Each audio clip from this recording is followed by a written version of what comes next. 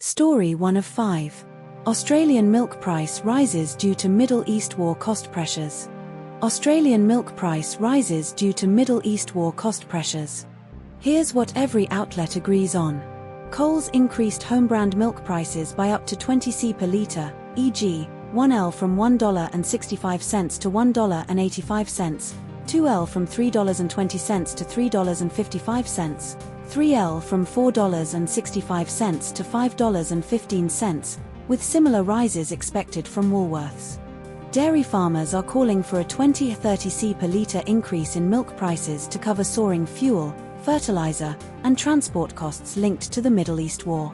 Woolworths is paying an extra 10c per litre to fewer than 20 direct suppliers for its farmers' own brand milk, effective immediately. Lactalis, Australia's largest dairy company, will pay an extra 5c per litre to over 800 farmer suppliers from May 1, 2026. Norco, a dairy cooperative with 190 farms in NSW and Queensland, will increase prices for its farmers and retailers, with details to be announced after a board meeting in April 2026. But not all outlets told the same story. The Guardian states Coles increased milk prices by up to 20c per litre effective April 2026, while news.com.au and ABC report Woolworths and Lactalis are only committing to smaller, phased increases, 10c and 5c respectively, with no confirmed Coles price hike date. News.com.au claims Woolworths branded milk is currently $1.60 per litre, but The Guardian reports Coles home-brand milk was already at $1.65 per litre before its 20c increase. The Guardian says Woolworths did not respond to questions about milk price plans, while news.com.au and ABC state Woolworths is working to balance costs but has not confirmed a broad price hike. This story was covered by ABC News, The Guardian, and news.com.au. Story 2 of 5.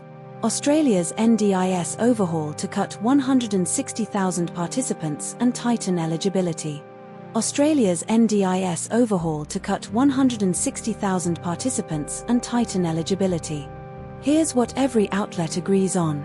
Mark Butler announced at the National Press Club on April 22, 2026, that at least 160,000 people will be removed from the NDIS by 2030, reducing participants from 760,000 to 600,000.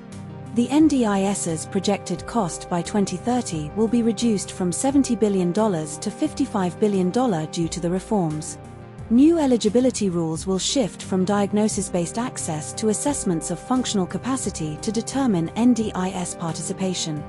The government will expand mandatory provider registration to include personal care, daily living supports, and closed settings, aiming for 90% of payments to go to registered providers.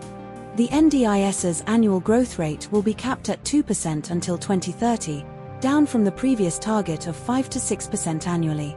But not all outlets told the same story. The ABC reports the NDIS currently funds 760,000 participants, while The Guardian states the number is about 760,000 without specifying if it is exact or rounded. The ABC states the NDIS was originally intended to support 410,000 people, but this figure is not mentioned in The Guardian articles. The Guardian implies the 160,000 figure is a minimum, at least 160,000, while the ABC frames it as a precise target, about 160,000. This story was covered by ABC News and The Guardian. Story 3 of 5. NSW foster children placed with convicted serial killer despite warnings. NSW foster children placed with convicted serial killer despite warnings. Here's what every outlet agrees on. 2 foster children, ages 12 and 14, were placed to live with convicted triple killer Regina Arthurell, formerly Reginald Arthurell, in Western Sydney. A public helpline warning about Arthurell living with a child was made on December 23, 2025, but ignored by NSW Department of Communities and Justice, DCJ, staff. DCJ Secretary Michael Tidball released a review finding significant failures in risk assessment, triage, and safeguards, with policies and procedures not followed. 2 DCJ staff members were suspended and face misconduct proceedings over the case. Arthur L. was convicted of murder in 1995, Vanette Rayleigh Mulhall, and 2 manslaughters, 1974-1981, released in November 2020 under an Extended Supervision Order, ESO, that expired in December 2024. But not all outlets told the same story. The Guardian and ABC mention a 2 GB caller, daughter of the woman Arthur L. was living with, alerting police and corrective services in February, but News Kamau does not reference this specific timeline or caller. News Kamau and ABC state the second child was placed in the home on March 5, 2026, but do not specify if this was before or after the February police visit mentioned in The Guardian. News Kamau and ABC described the December 2025 warning as being closed due to unverified information about age and mobility, while The Guardian adds that it was also based on supervision assumptions. No source contradicts this, but The Guardian emphasizes this more explicitly. This story was covered by ABC News, The Guardian, and news.com.au. Story 4 of 5. Australia's gas industry tax debate, proposed 25% export levy versus industry warnings of investment risks. Australia's gas industry tax debate, proposed 25% export levy versus industry warnings of investment risks. Here's what every outlet agrees on. Shell Australia paid $109 million in PRRT in 2025 but zero PRRT from 2015 to 2024, with $6.2 billion after-tax profits in 2024. Santos exported $47 billion worth of Australian gas over a decade and paid zero corporate income tax in 2023 to 24 despite $8 billion revenue. The proposed 25% gas export levy was described as spectacularly ill-advised by Shell Australia chair Cecile Wake, who warned it would deter investment. Shell contributed $1 million to the Australian energy producers' anti-tax campaign, with other major producers contributing similar amounts. The Senate inquiry into gas taxation occurred on April 22, 2026, with hearings led by Greens Senators David Pocock and Steph Hodgins-May. But not all outlets told the same story. Article 1 states Shell paid $12 billion in taxes over the past decade, while Article 2 says Shell paid $12 billion in taxes over the past decade, but Article 3 clarifies Shell's $12 billion figure includes state taxes and payroll tax, not just federal PRRT.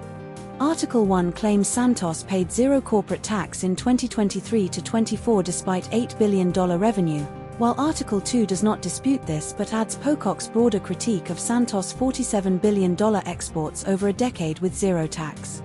Article 1 says Shell's $21.9 billion tax figure includes broader sector payments, while Article 3 implies this figure may be inflated by state taxes and payroll tax rather than federal PRRT. This story was covered by ABC News and news.com.au.